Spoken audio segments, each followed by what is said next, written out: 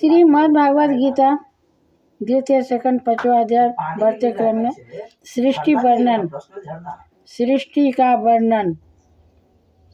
का वर्णन करके आप समझाए।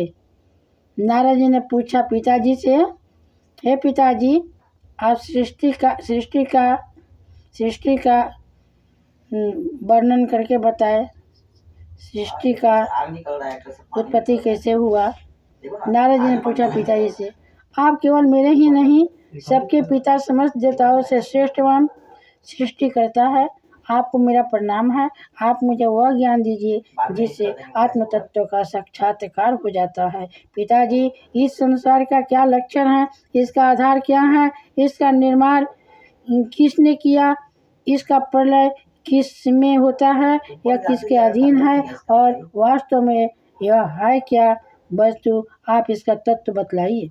आप तो यह सब कुछ जानते हैं, क्योंकि जो कुछ हुआ है, हो रहा है या होगा, उसके स्वामी आप ही हैं।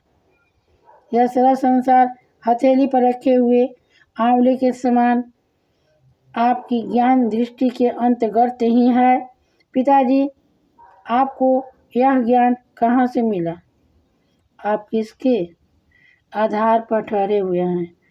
आपका स्वामी कौन है और आपका स्वरूप क्या है?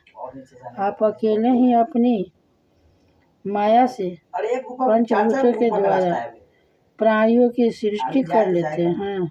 कितना अद्भुत है! जैसे मकड़ी अनायास ही अपने मुंह से जला निकालकर उसमें खेलने लगती है, वैसे ही आप अपनी शक्ति के आश्रय से जीवों को अपने से ही उत्पन्न करते हैं, और फिर भी आप में कोई विकार नहीं होता। जगत में नाम, रूप और गुणों से जो कुछ जाना जाता है उसमें मैं ऐसी कोई सत असत, उत्तम, मध्यम या अधम वस्तु नहीं देखता जो आपके सिवा और किसी से उत्पन्न हुई हो।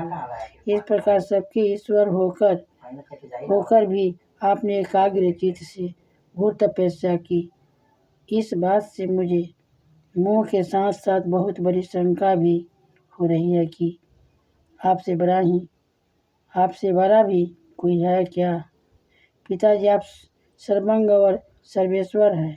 जो कुछ मैं पूछ रहा हूँ वह सब आप कृपा करके मुझे इस प्रकार समझाए कि जिससे मैं आपके उद्देश्य को ठीक समझ सकूं।